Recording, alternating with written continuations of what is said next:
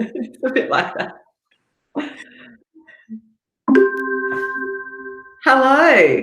Um, Hi, everybody out there. It's Alex from Scattle again, and I am just having a chat with a friend of mine today, Olivia, and about her experience of COVID-19, and just wanted to record it and share it with you all again. I think we're going to start calling these little stream of videos Scattle Speaks, and we wanted to because we wanted to start sharing some of the conversations we get to have with people every day, and because we get so much out of them and enjoy them so much that we thought that you might as well. So we we're sort of getting a bit braver and trying out new technologies and things, but starting to record and get them out there for you.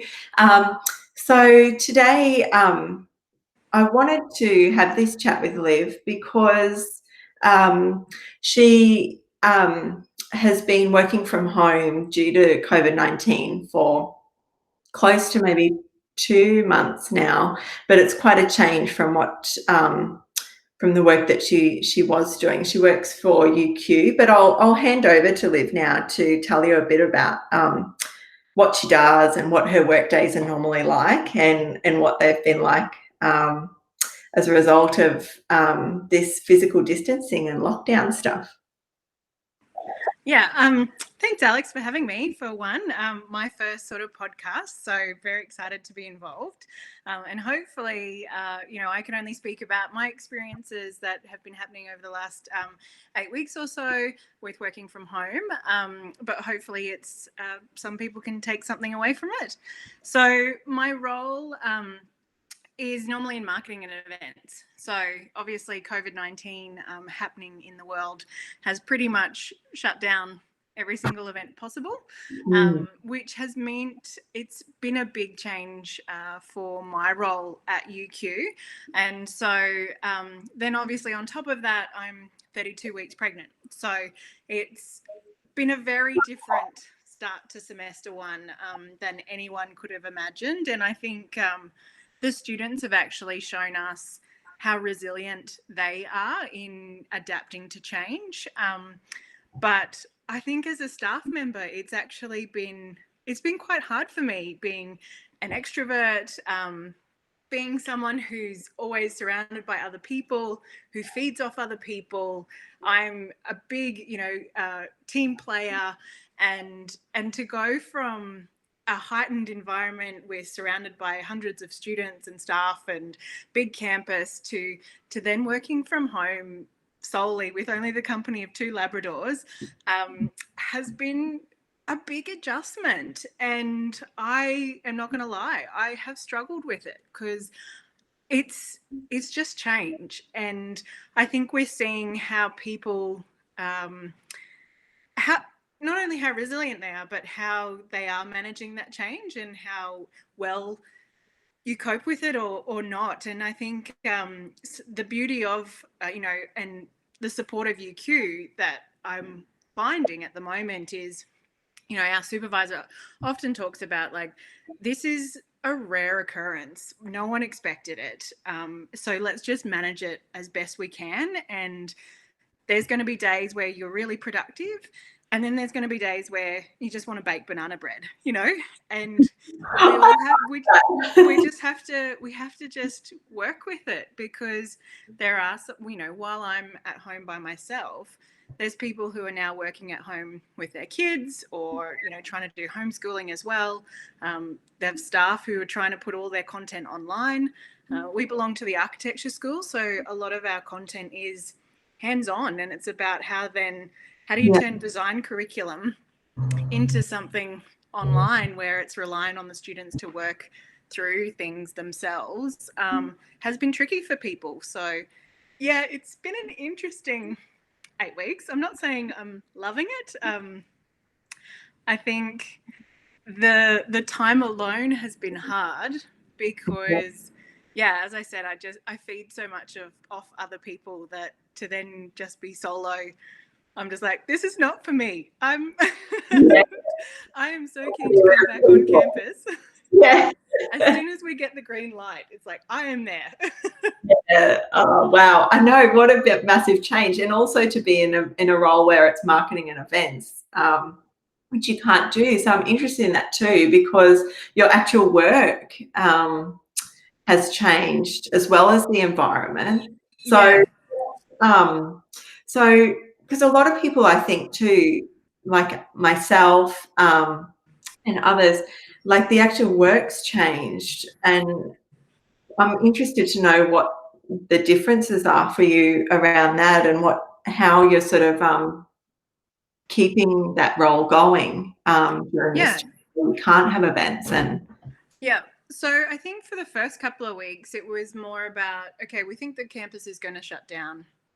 Um, we'll just trial working from home, see who can do it. Just do your normal job as it is. Keep going with your current task list, that sort of thing. And then as it progressed more, it was like, okay, this is, once events got shut down and, we got restricted first to 100 people and then 40 people. And then, it's like it just kept smaller and smaller. yeah, So we postponed our events pretty early on. yeah, Which took a big workload off me, to be honest. And then it's sort of like, okay, well, now I can get to the task that, events, because I'm so full with events, I normally don't get to. So it's things like, I look after engagement and communication. So it's about, doing website updates and trying to find the stories that are still happening within our school or within the university, working on all those sort of administration tasks that you just don't get to because you're either putting out bushfires with everything else. yeah, So it was a nice chance to get, get to some of the tasks that had been sitting there for a while, and they just sort of continue to flow on each week, and tick them off. And then as the weeks progressed and you've gone through that portion of work, it's yeah, like, okay, I don't think this is changing anytime soon. We still need to engage with future students, with current students, with alumni. So, what does that engagement or events portfolio look like in a time of COVID-19? yeah, I think to counteract that, everyone sort of then jumped on the bandwagon of, well, let's host all these online events. But as we're seeing, there's also now like a fatigue of online communication, and yes, people are craving being able to talk face to face with someone. yeah, So we're trying to work that through at the moment as to what our events look like for the next semester.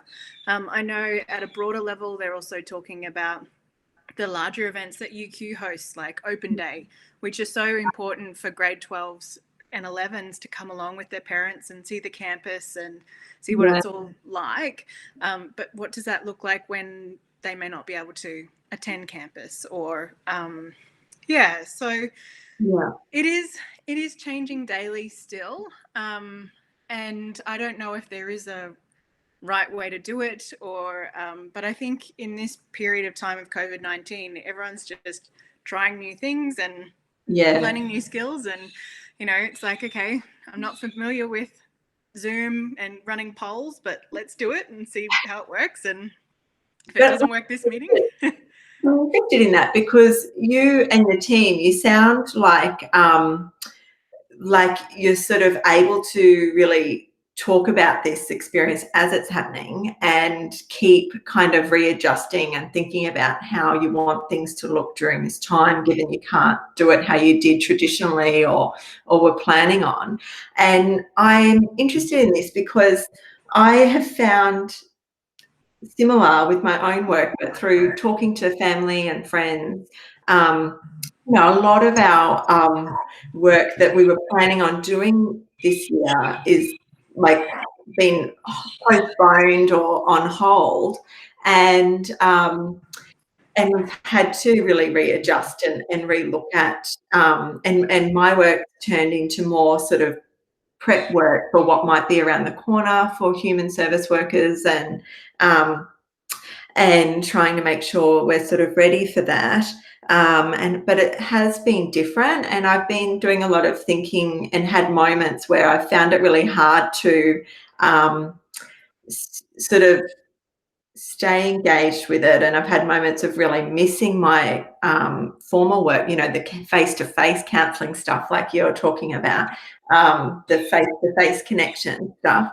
And but I but what sort of helped me with that is thinking about, like, really reassessing our needs at the moment. Like, we're so used to being such purposeful people and working and producing and looking for the next thing to do, whereas right now it's more, for what I've sort of come to, it's more around those bottom layer needs of health and safety and for ourselves, but also our communities.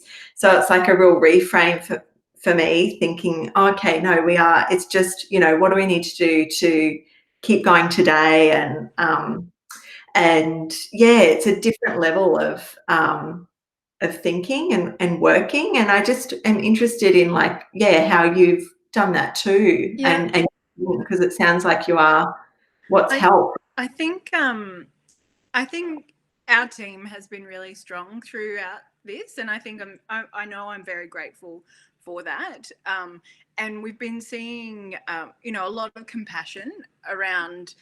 Everyone has tech issues, and everyone is either managing a different circumstance, or mental health isn't great one day versus the next, that sort of thing. So it's just having compassion for each other, and knowing that, as I said before, that this is such an unknown time that, even as much forward planning as we want to do, we don't know if things are going to be back as normal by September or December or next semester, So I think the challenge has been just managing. Initially, in the first couple of weeks, the challenge was managing the change that was happening so frequently. The situation within the university was changing every 24 hours, every 48 hours. So we were trying to adapt from day dot. And then I think what we've seen in Brisbane and surrounding places is that, businesses to survive have had to adapt as well. So you've got the gin distillery who's then producing hand sanitizer. And it's, from someone with a design background, it's really humbling. And I find it exciting to see how much people are being entrepreneurs and just sort of rolling with it and just being like, okay, well, that plan A is off the table. So what does plan B look like now? And maybe it's not plan B, maybe it's C or D or E, that actually happens. But yeah, I think everyone just sort of, we want to get back to normal life as quick as possible as we can, but we can't at the moment, and there's no denying that. So let's just do the best with what we can. And if that's just day to day and that's what you can handle, that's okay.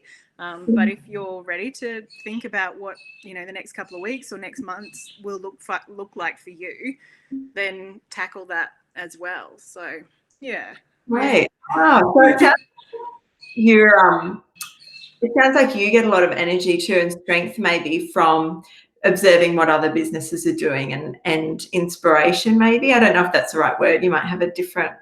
Yeah, no, absolutely. I'd agree with that. How they're adjusting, and sort of, and using that in your own work. But I also noticed, like, you were talking about how you and your team have compassion for one another, to kind of be able to sort of meet each team member maybe where they're at, whether they are up for planning just for today or whether for a month from now. And I'm interested, like, how do you do that for each other each day? I think so. We, as a team, started off just checking in every day virtually on Zoom. And then once everyone was sort of settled into their new routine, and, everyone was really open, like, I can't log on to this system, or is anyone else having trouble with this? We've been using Slack as an app to communicate with everybody. which has been really helpful. But it's also, with Slack, we've been also sharing memes and random stuff and things that we just come across, and sort of trying to keep it lighthearted and so I think that has been helping, that it's just sort of like, it's how you would operate if you were in an office together anyway, or similar to, I guess, as close as you can. And then slowly, as everyone's sort of become more comfortable and systems are working better, and task lists are keep going and the situation isn't changing, we've sort of dropped back to catching up twice a week. Everyone's sort of getting on with what they need to do, and I think it's just catching up individually if you need to, and flagging that, hey, I'm going to need some, flex time on a Friday afternoon, or I'm offline from 3:00, just because there's other stuff on, or, I've reached my limit for the week, that sort of thing. So it's been really good to, I think, have that support from the team and have honesty within the team. That was really important. Obviously, everyone's still delivering as much as they can, but they do recognise that it is, a different time of that we're going through, and that productivity maybe not what you would get automatically if you were all sitting in a room. And I think the biggest change that, I'm missing is, I sit in an office of 4 people, and all day, every day, we just bounce off ideas from each other. And now that everyone's working remotely, you can have an idea, but then you either have to email it or text it, and then it's not an instant response, so things just take a lot longer. And I think now that I'm 8 weeks working from home, it's sort of like, okay, this is just the new norm. We just go with it and try to build in that flexibility along the way. I like how you talked about that lightheartedness too, that you and your team are bringing to your days, which is something you're bringing that you'd normally have in the office, and you're sort of transporting at home. We are living through memes at the moment. That's the only way we're getting through. What was that? We're living through memes at the moment. That's it. But I was interested too in how you've allowed that, that when you were talking about things like the flex time, and people are trying to deliver what they can when they can, how have you allowed for that as a team? And I'm not sure I know best how to answer that, because I think it depends on the team as well, and just going back to that compassion for each other.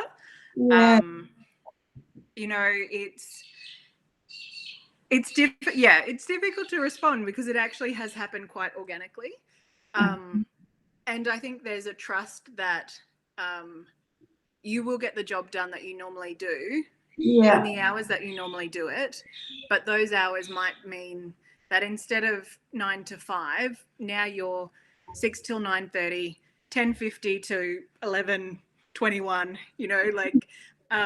You're still online at maybe 9 o'clock at night, but you haven't been online since 3 till 7 p.m. because that's your family time, or that sort of thing. So I think the managers who understand that there needs to be flexibility within their team for individual reasons, are probably, on the front foot to getting the best out of their team as well. And I think on a receiving end of having a really strong manager and supportive supervisor, I know I'm giving my best to them as well, because they're allowing me that I guess, that flexibility with my workload as well.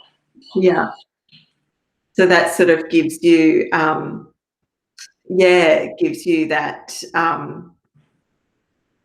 sort of energy to be able to keep delivering, because that trust is there, and then giving that. But also, I guess I'm interested in that as well, because that's that idea of compassion, but like for yourself, with the work that you're putting out, because I've found that, I found that hard, sort of giving that to myself in what I'm putting out and delivering sometimes, because it looks so different to the work I'd normally do.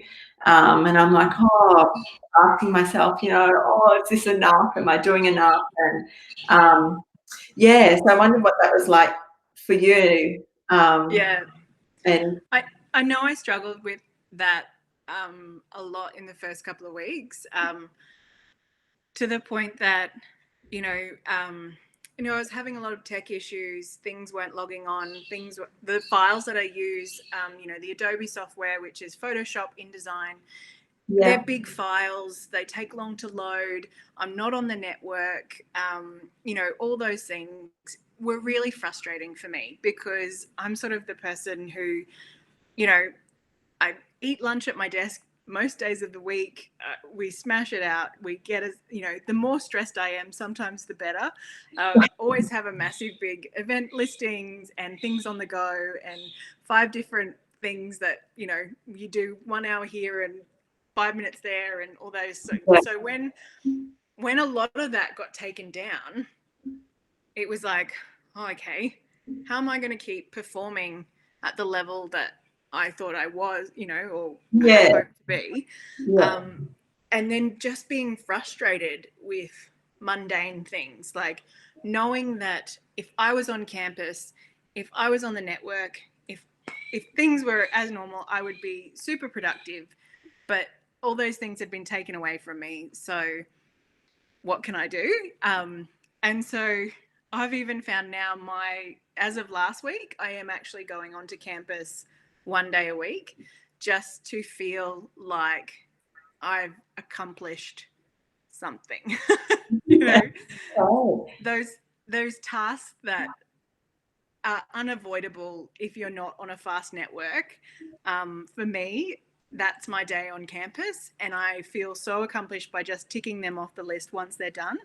yeah, And that almost makes that 1 day of solid, uninterrupted work, fast work, sort of makes up for the 4 days of frustration you have in the rest of the week.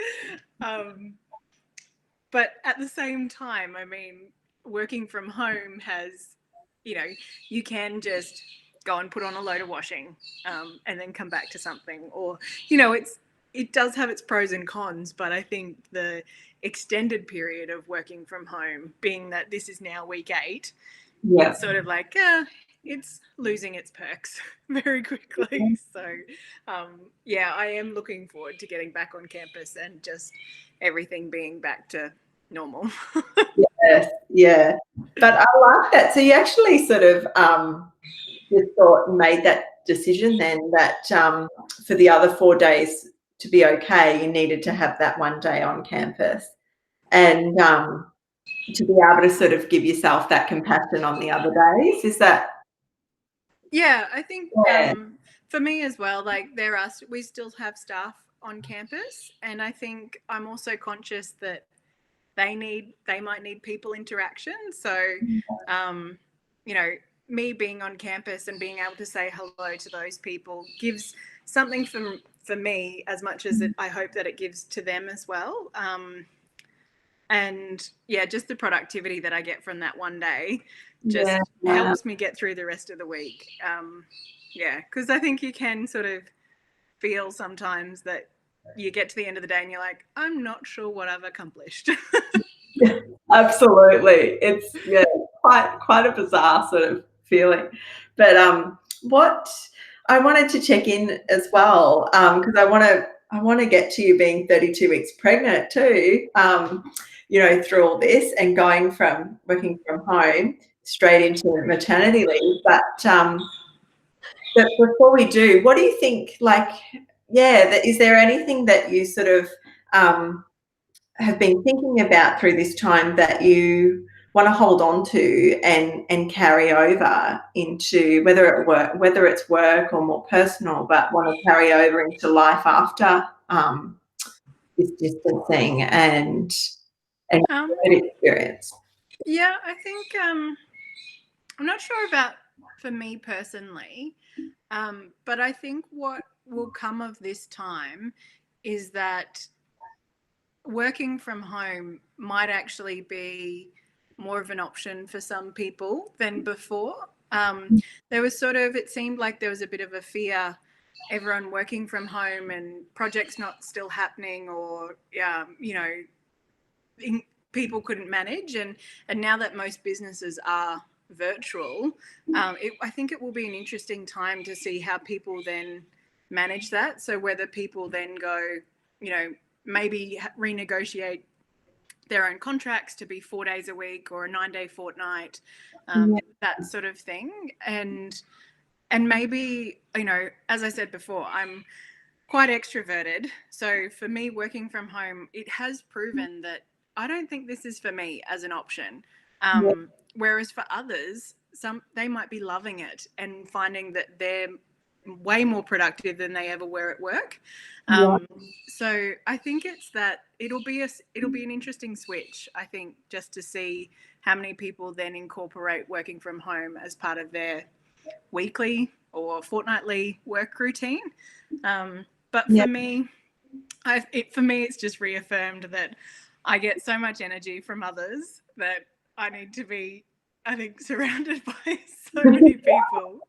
But giving you a real knowing about that, and so then that sort of, I know, like through a catch up that we had a couple of weeks ago, that you've been thinking about this, with knowing that now that you really need to be around people, and that's, gives you so much energy, and going straight from this experience into having your first baby. I wanted to ask you, like, how, because I know, there'll be a lot of other women out there in a similar situation where, they might be going straight from working from home into maternity leave, which is such a, big time in itself normally, for women. Yeah, I wondered, like, what are your thoughts around it? Preparing.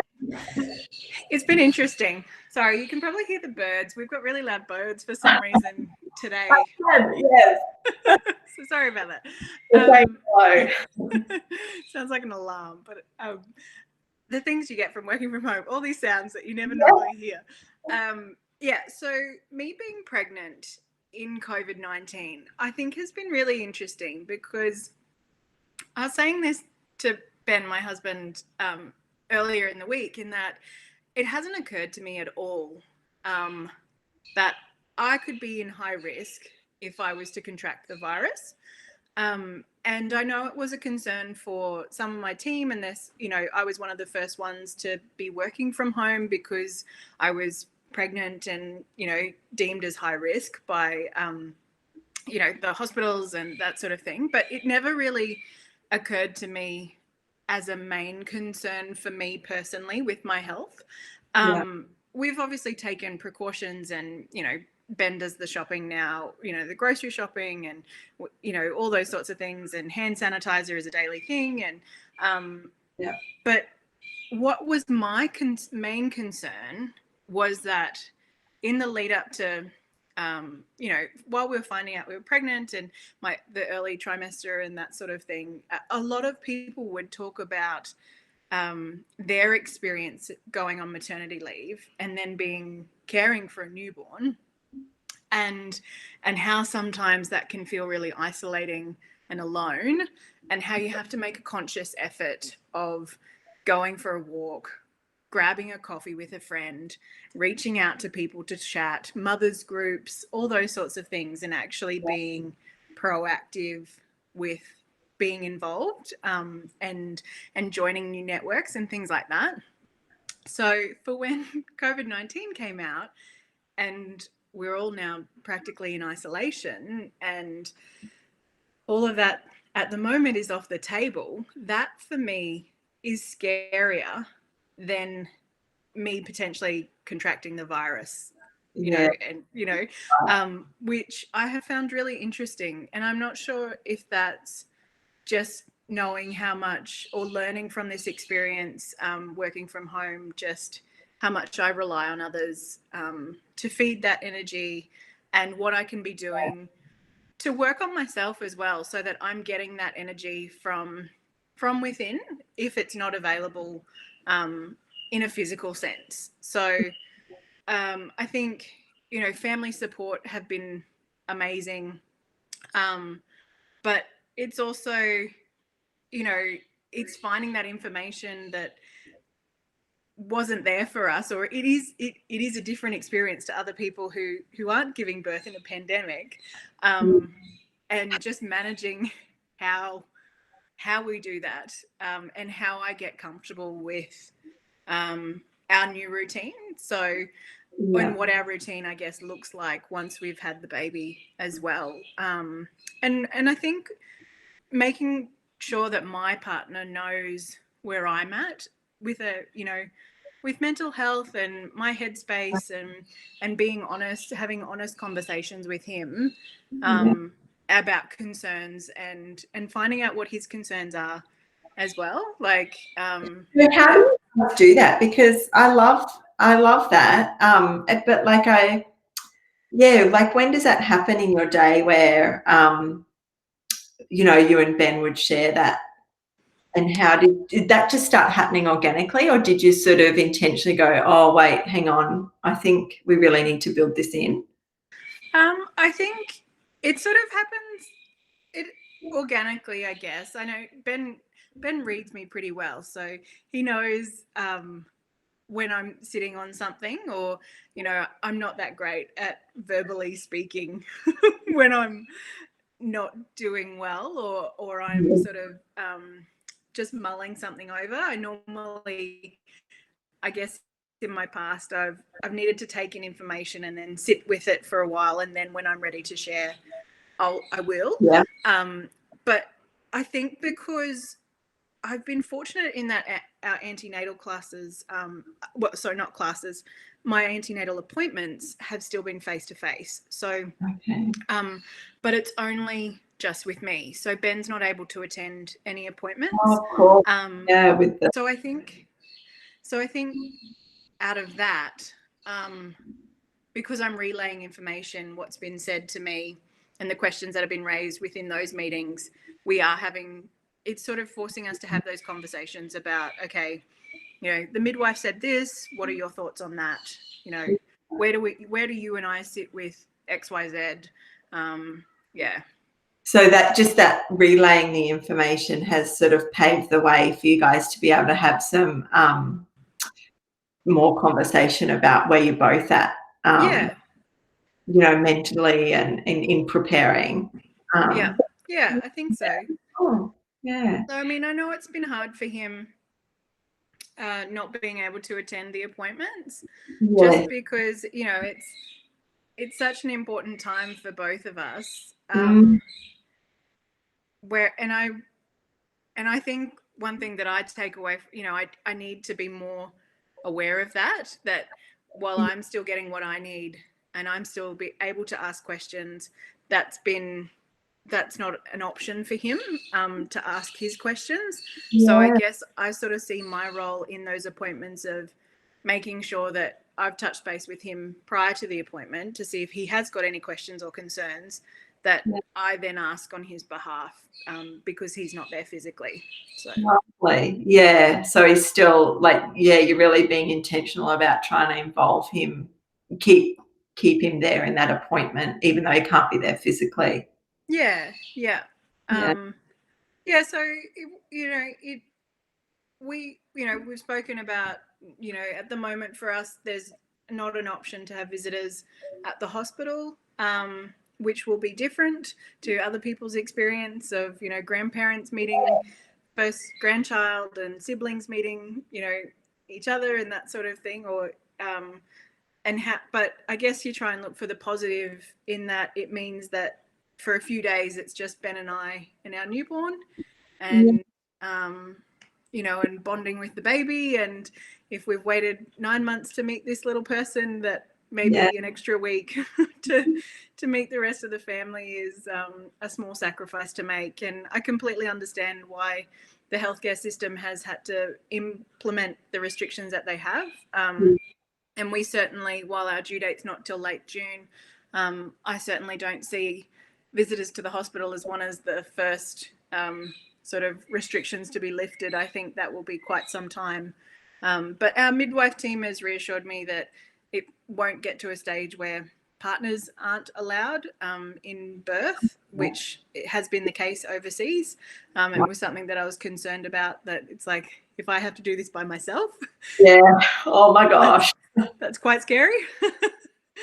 Absolutely. Yeah. So I think, again, similar in the work situation is that the midwife team and support team that we have at the hospital, they have also been very open and honest with the information that they've got at that time and sharing that with you as best they can, to keep you informed and quash any anxieties that may or may not be there. So yeah. Oh, that sounds like you're getting really good care. I also am interested too in that, like, how has managing, like, just for other women out there really too in the similar situation, how have you found managing family members' expectation of that time coming up, where you have a new baby and visiting is going to look different? We haven't really broached it yet with family. My parents, as much as Ben's parents as well, they're very excited about having a newborn. I think everyone is aware that maybe the first time they'll meet them, it will be through FaceTime, or it won't be physical.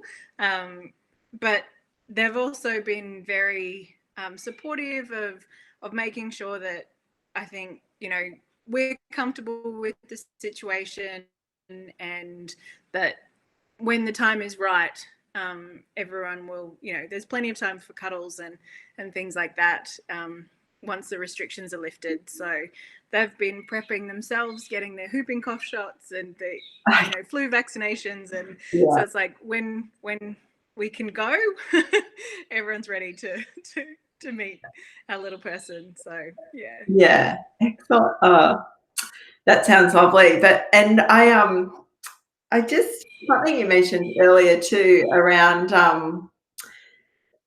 when you were talking about how you've sort of realised through this time of working from home and preparing for mat leave, that you need to look to within to get some of this energy when you won't be able to get it from the outside world. So how how are you doing that when you talk about getting energy from within, and or how you?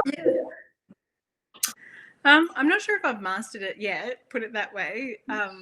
But I think it's about me sort of prepping mentally to what my new day might look like. It was really important to me that we chose a pram that I was comfortable with, opening and closing and it and all that sort of stuff, because I know it'll be, Ben won't be there when I want to go out in the middle of the day, or choosing a pram that, I could take walking with a baby and be comfortable with it. I've already put in my request for, AirPods or like earphones, wireless headphones, that sort of thing for my birthday. Because I'm like, okay, maybe walking and exercise is a good thing for me to get out of these four walls.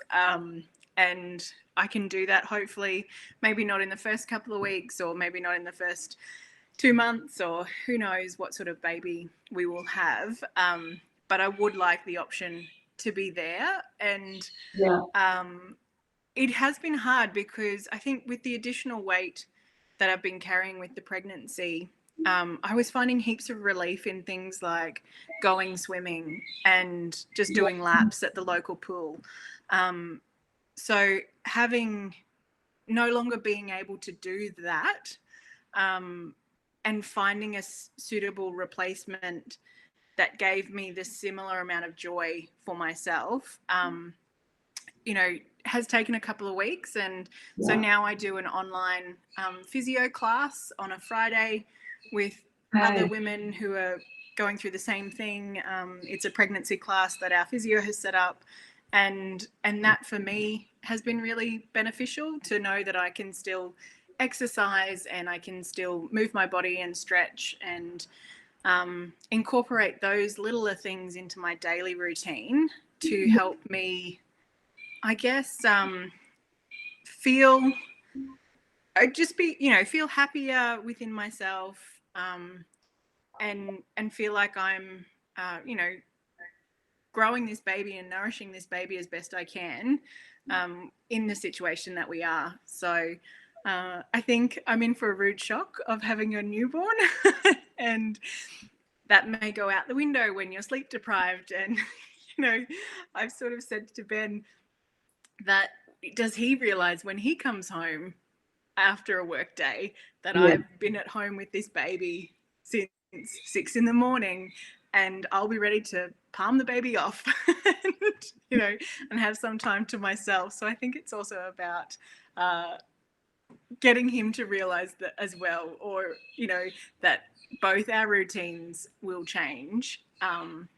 And we just have to go with the flow, and at the end of the day, be supportive of each other as partners, and that this baby doesn't know life until it's born into this world, and we don't know life with this baby until it's born into this world. So we just go with the flow.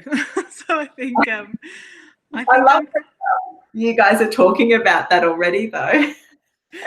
I think it's just something that I'm really aware of working from home as well. So Ben, as you know, is in carpentry and starts his workday early and finishes, 3:30, 4:30 in the afternoon.